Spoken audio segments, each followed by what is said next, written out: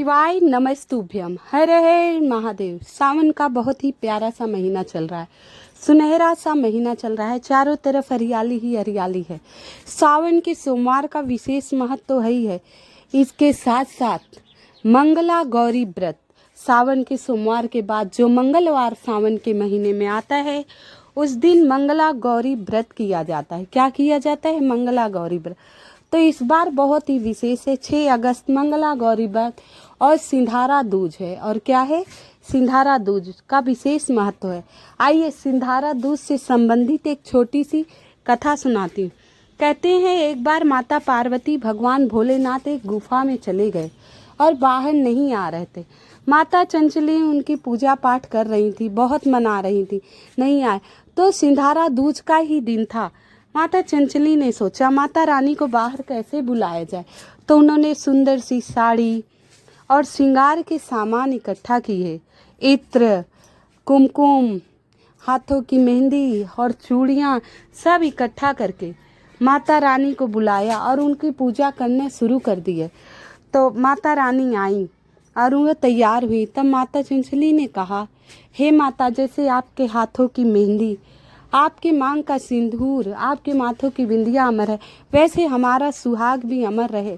जो स्त्रियां सिंधारा दूज के दिन, मंगला गौरी व्रत के दिन आपको श्रृंगार चढ़ाएं, उनको सदा सौभाग्यवती रहना, उनके हर दुख दर्द को दूर कर देना।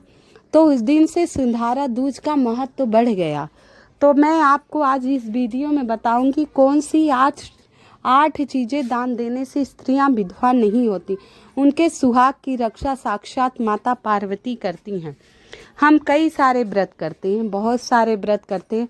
कुछ कठिन व्रत हैं सुहाग के लिए, बच्चों के लिए। वो सारे व्रत माता पार्वती के ही हैं। जैसे हरियाली तीज, जो सावन के महीने में तीज आती है, हरियाली तीज कहते हैं सिंधारा दूज के बाद। और जैसे कि हरितालिका तीज, जो भादो महीने गणेश चतुर्थी के पहले आती, बहुत ही कठिन व्रत है। 24 घंटे निराजल व्रत है। स्त्रियां 16 श्रृंगार करती हैं, माता पार्वती भोलेनाथ की पूजा करती हैं। हरितालिका तीज जो कठिन है, बहुत ही कठिन है, अपने सुहाग की लंबी आयु के लिए व्रत करती हैं। इसे हरितालिका तीज भी कहते।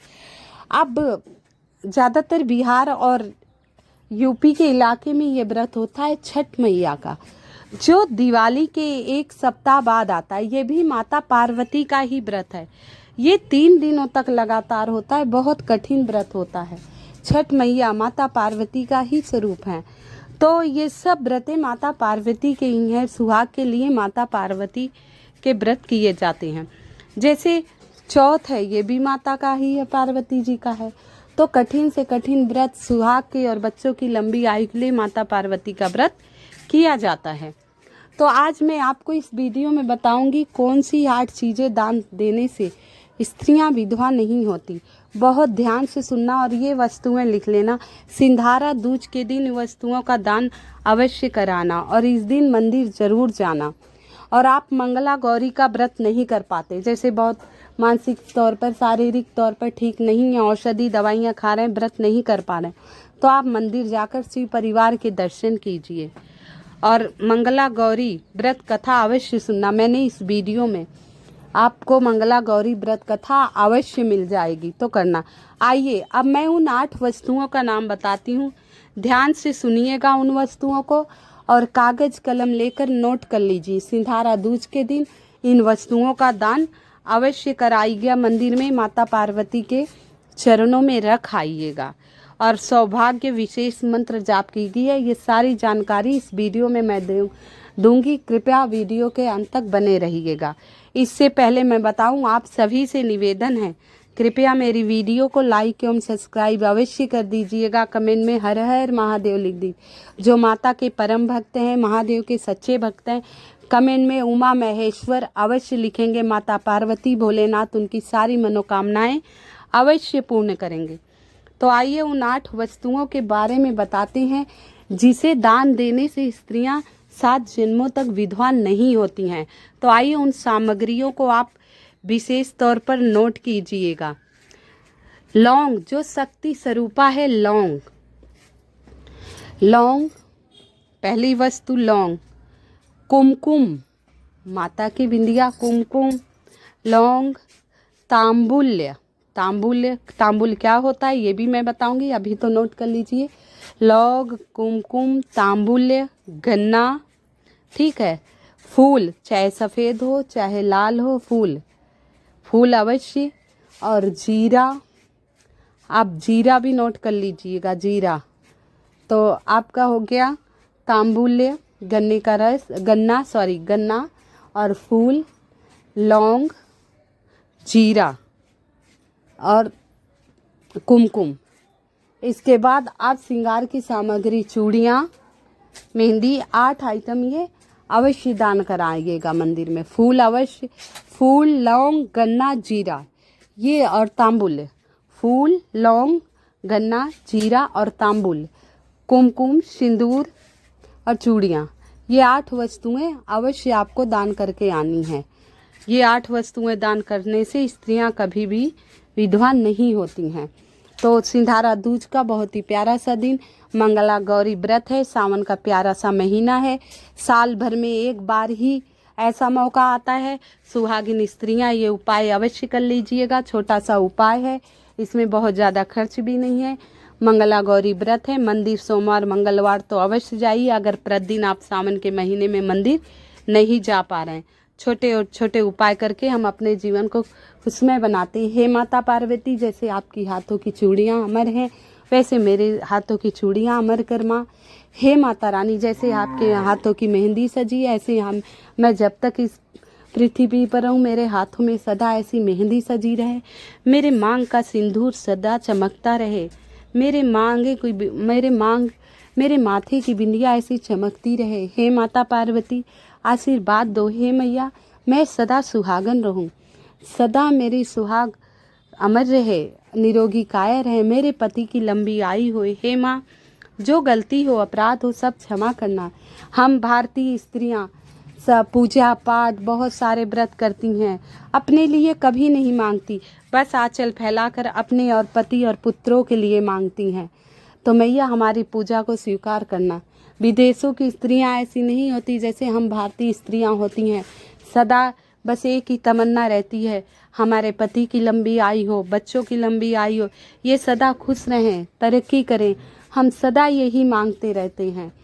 तो माता पार्वती का श्रृंगार कीजिए और चुंदरी भी अर्पण करना है।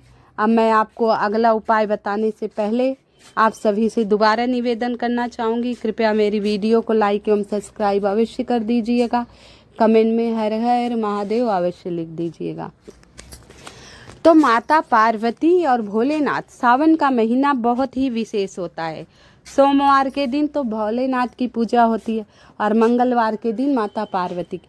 जब माता चंचली ने सुहाग के सामान चढ़ाए तो लाल चूड़ियाँ, लाल चुनरी, लाल बिंदी, लाल ही रंग की वस्तुएं ज़्यादा उपयोग में ली थी 16 श्रृंगार की।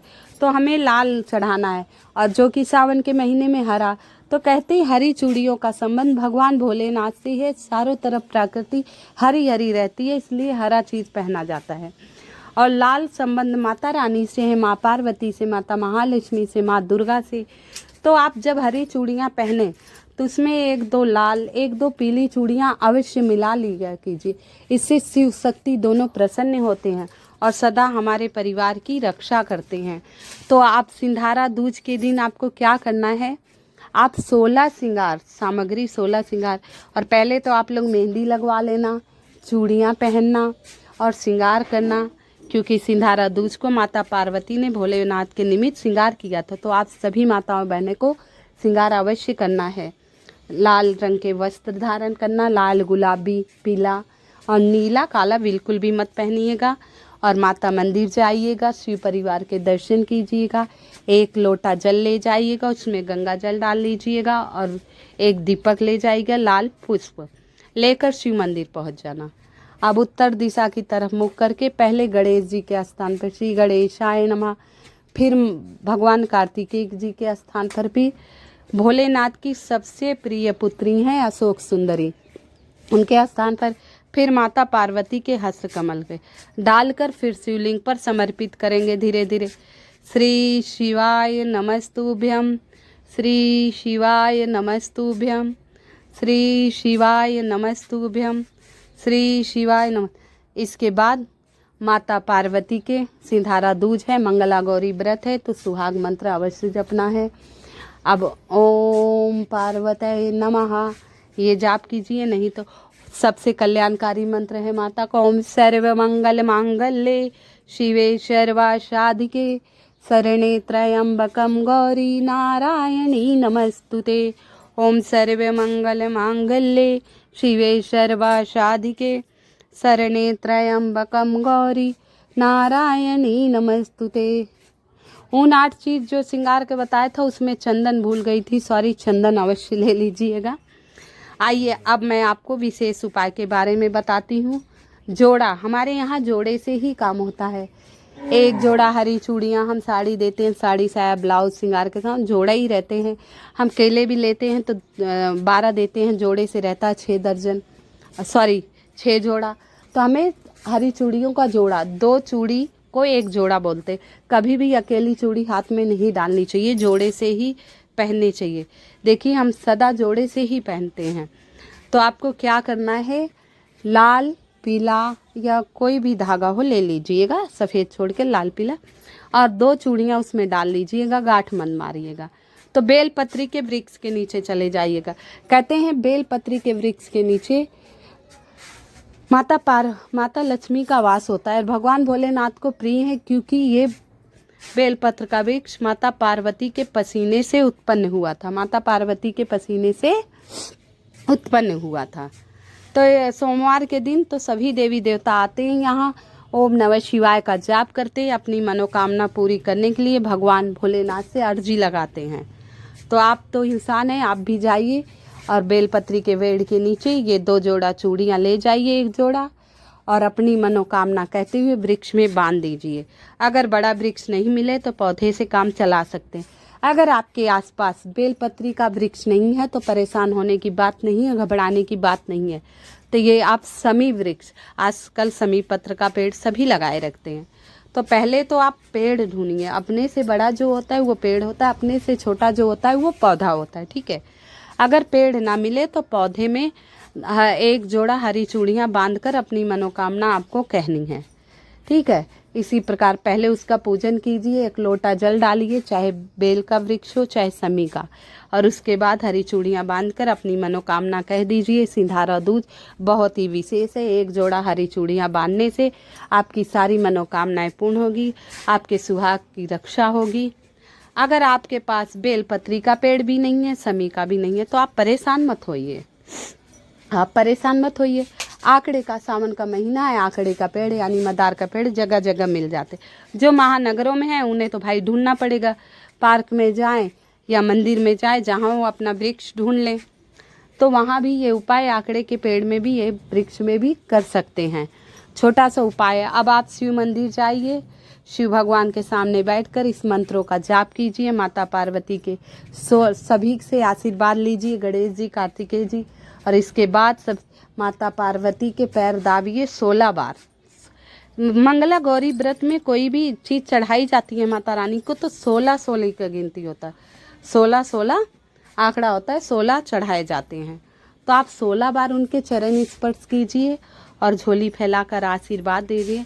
हे माता पार्वती, हे शिवप्रिया, मुझे आशीर्वाद दो। हे माता, मेरी झोली खुशियों से भर दो, मैं सदा सुहागन रहूं। जो गलती हो, अपराध हो, जो भी त्रुटि हो, बेवकूफ़ मूर्ख हूँ, आपकी पुत्री हूँ माँ, मुझ पर कृपा बनाए रखना, मेरे अपराधों को क्षमा करना, मेरे सुहाग की माता रानी रक्षा करना, हर विघ्न बाधा, हर संकट से दूर रखना मेरे परिवार को। ऐसी अर्जी लगाना, उसके बाद नमः शिवाय का जाप करना, फिर शिव चौखट पर बैठकर शिव परिवार के दर्शन करना और बात करना भगवान भोलेनाथ से, जैसे हम आपस में बात करते हैं। कहना, विघ्न हर, दुख हर, दर्द हर, कष्ट हर, हर हर महादेव, रोग हर, दोष हर, बाधा हर, हर हर महादेव। ऐसे कहते हुए आपको 3-4 बार ये जयकारा लगाते हुए, हर हर महादेव बोलते हुए आप 5 बार बोलिए। इसके बाद वहाँ से उठकर अपने घर आ जाइए। हर उपाय पूर्णतः विश्वास एवं श्रद्धा से किया जाए तो हमारी सारी मनोकामना पूर्ण होती है। बिना विश्वास श्रद्धा से कुछ मनोकामना पूर्ण नहीं होती। हम कोई उपाय करने जाते हैं तो पहले हमें पूजन, विशेष पूजन जिस प्रकार हम करते हैं पूजा अवश्य करनी चाहिए। ये नहीं कि उपाय करके घर चले आइए और पहले तो आप पूजन कीजिए। प्रतिदिन जैसे आप शिव मंदिर जाते हैं पूजा पाठ करते हैं, उस प्रकार पूजा पाठ करने के बाद ही उपाय करना। पूर्णतः श्रद्धा विश्वास से आप सभी की भगवान भोलेनाथ मनोकामना पूर्ण करे। शिव परिवार की जय, सभी शिव भक्तों की जय। हे माता रानी, हे भोलेनाथ, सभी की मनोकामना पूर्ण करना। माता सब पर कृपा बनाए रखना। हर हर महादेव। श्री शिवाय नमस्तुभ्यम। आप सभी को सिंधारा दूज योम हरियाली तीज की बहुत बहुत शुभकामनाएं मेरी तरफ से। कृपया मेरी वीडियो को लाइक एवं सब्सक्राइब कर दिया कीजिए। कमेंट में हर हर महादेव लिखिएगा। भगवान जो मेरी वीडियो में हर हर महादेव लिखे, हे भोलेनाथ, उसकी सारी कामनाएं पूर्ण करना। श्रद्धा भक्ति उसमें बढ़ाना। सदा उसके परिवार में खुशहाली आए। हर हर महादेव, हर हर महादेव, हर हर महादेव। श्री शिवाय नमस्तुभ्यम, श्री शिवाय नमस्तुभ्यम, श्री शिवाय नमस्तुभ्यम।